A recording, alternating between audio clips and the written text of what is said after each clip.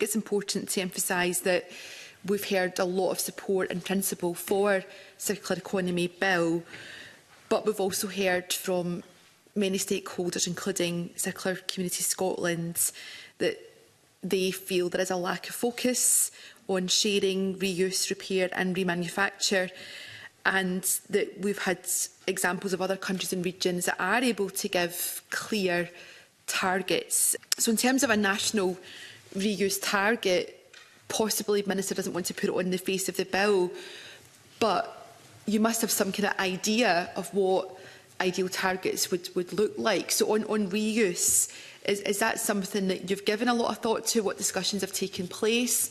And if not on the face of the bill, how could that manifest itself, and how can Parliament scrutinise that? The bill has substantial provisions throughout to increase reuse, specifically around targets under the section in the bill, section 6, provision 3. The regulations under subsection 1 may in particular provide targets in relation to one or more of the following: reducing consumption of materials, increase of reuse, increase of recycling and reducing waste. So that is what's on the face of the bill, that we can set targets around increasing reuse and around consumption of materials.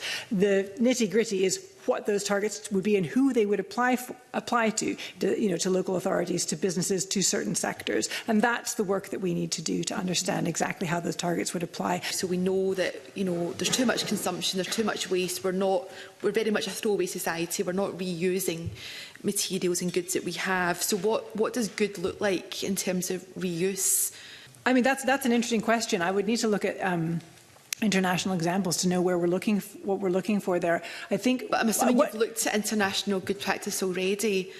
What good would look like to me is what we need to do to meet our net zero targets.